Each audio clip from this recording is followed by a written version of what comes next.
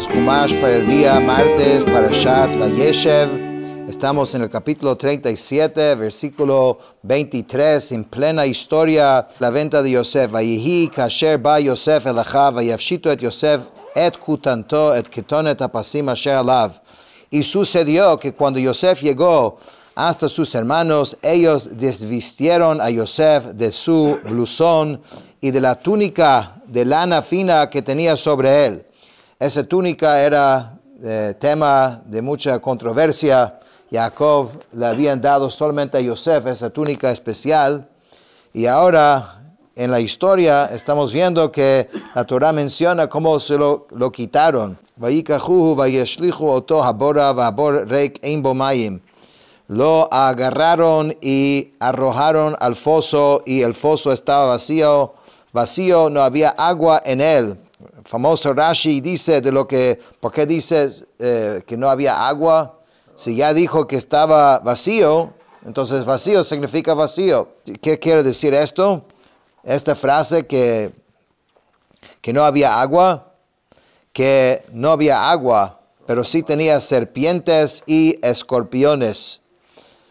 La Torah no lo dice explícitamente para no decir que los hermanos le lanzaron a un sitio peligroso porque querían matarlo y Rubén los convenció que no lo mataran, que lo lanzan a este pozo. Pero si el pozo tiene escorpiones y serpientes, es casi como matarlo, ¿no? Pero obviamente, como dijimos ayer, Hashem tiene sus planes. Uno puede tener sus propias ideas de lo que va a pasar, pero siempre lo que Hashem quiere, eso es lo que va a suceder. Hay una explicación interesante aplicando esta idea a nuestra mente. La mente que es vacía, o sea, no tiene contenido positivo, no es vacío, sino está lleno de serpientes y escorpiones. Si no lo llenas con algo de contenido, no vayas a creer que va a quedar así vacío. Siempre requiere uno estudiar y llenar la mente con contenido positivo, porque apenas tienes una mente que es vacío, lo que tienes es escorpiones y alacranes. Vayeshu lechol lechem, vayisu eineim, vayiru vehine orchat Ishmaelim ba megilad, ugmalehem nos'im nechot, utzri valot holchim lohorid mitzrayma. Luego se sentaron a comer pan y alzaron sus ojos y vieron que, y he aquí, que una caravana de Ishmaelim venía de Gilad, sus camellos cargaban especias, bálsamo, aristoloquia, viajando para descender a Mitzrayim. Y Rashi nos dice que esto es un milagro, primeramente que aparecieron justamente en ese momento, pero aparte de esto, normalmente estas personas no son personas que típicamente transportan estas cosas que son especias y cosas que huelen bien. Entonces Hashem ya estaba preparando que el transporte de Yosef hacia Mitzrayim sea de primera clase. Digamos, comparado a la situación en que estaba, estas personas que normalmente transportaban cosas de olor fuerte y desagradable, de repente esa caravana tenía estas especias. Vayomer Yehuda el Echav ma betza ki naharog et achinuk v'chisinu et damo. Entonces Judá dijo a sus hermanos, ¿qué beneficio habrá si matamos a nuestro hermano y cubrimos su sangre?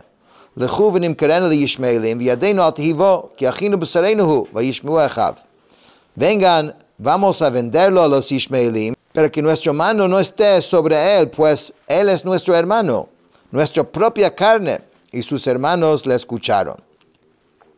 Vayavru anashim midyanim socharim vayimshechu vayalu et Yosef ben Abor vayimkeru et Yosef liishmaelim be'esrim kasef vayaviu et Yosef mitzrayma. Entonces pasaron hombres midyanim, comerciantes, jalaron y subieron a Yosef del foso y vendieron a Yosef a los Ishmaelim por 20 piezas de plata y ellos se llevaron a Yosef a Mitzrayim. Aquí tenemos 3 diferentes planes que hubieron.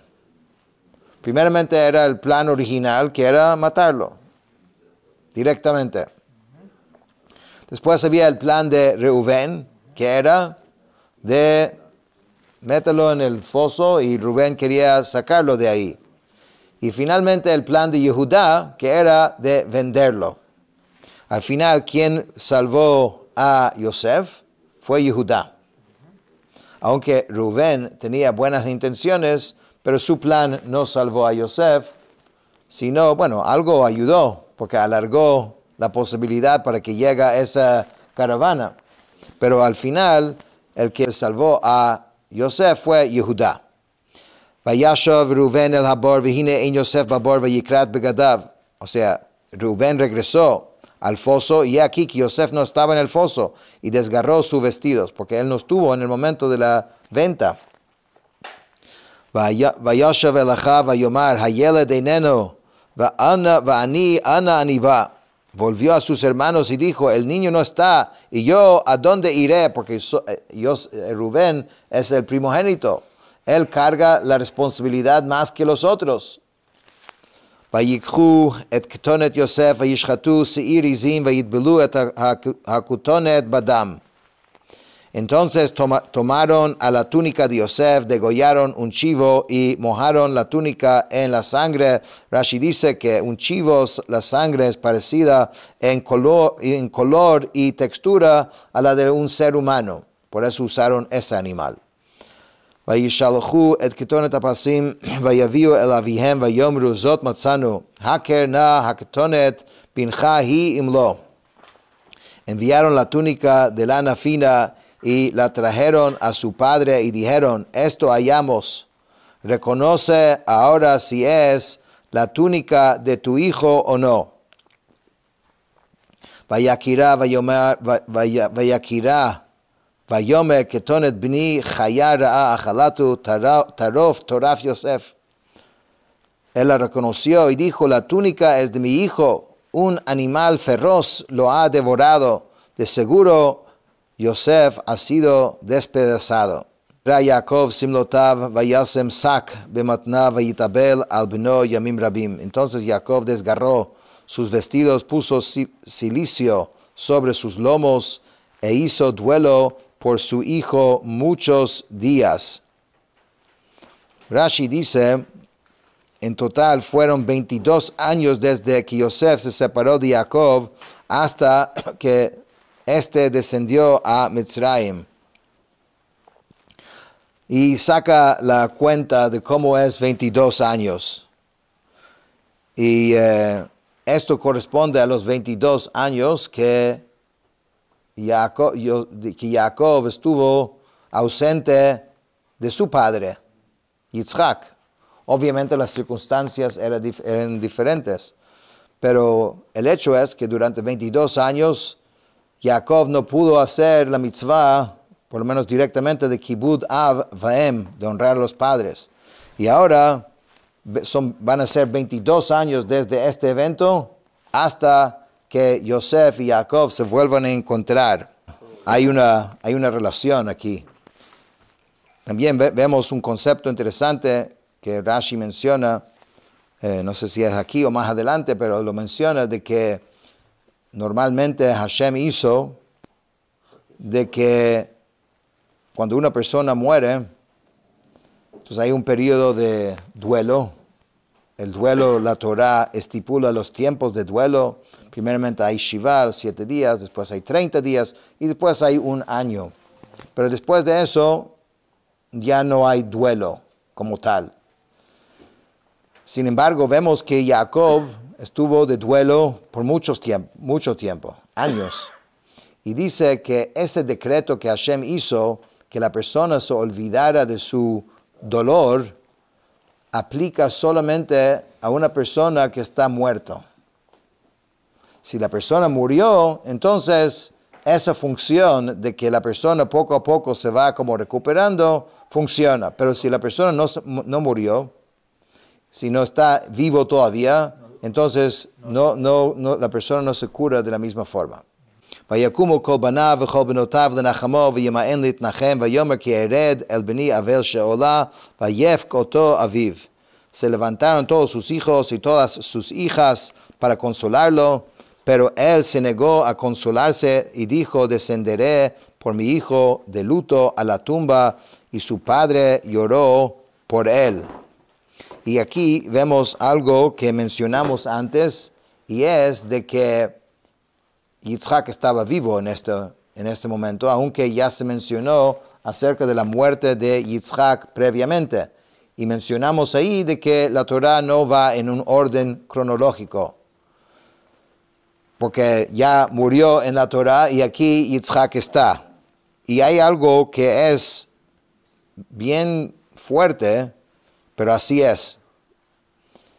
Los hermanos habían hecho como un pacto entre ellos que nadie iba a decir a su padre, porque tenían el miedo que cualquiera en cualquier momento, viendo el sufrimiento de su padre, le pudiese decir. Entonces hicieron un pacto entre ellos.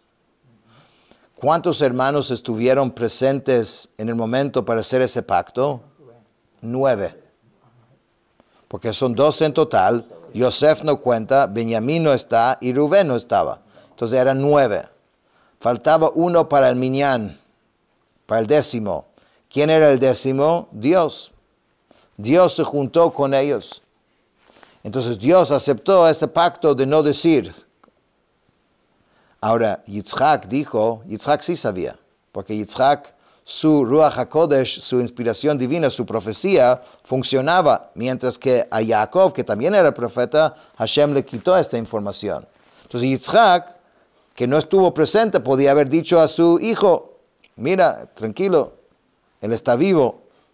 Pero él dijo, si Hashem se unió a ese pacto, ¿yo acaso puedo ahora entremeterme aquí y decirle? Por eso dice la Torah, Vayevch oto aviv, que su padre le lloró también, aun que era un dolor adicional para él, porque él podía fácilmente apaciguar, digamos, el dolor de su hijo, pero no lo hizo. והמדנים מכרו אותו על מצרים לפוטיפר, סיריס, פרעה, שר הטבחים. Y los midianim vendieron a Yosef a Mitzrayim, a Potifar, cortesano del faraón, jefe de los materifes. Eso fue ahora su amo. Él ahora está en Mitzrayim, es un esclavo. Y a partir de ahora vamos a ver cómo Yosef se desenvuelve a pesar de todas las dificultades, y Hashem le manda una bendición y un éxito sobrenatural. Con esto terminamos.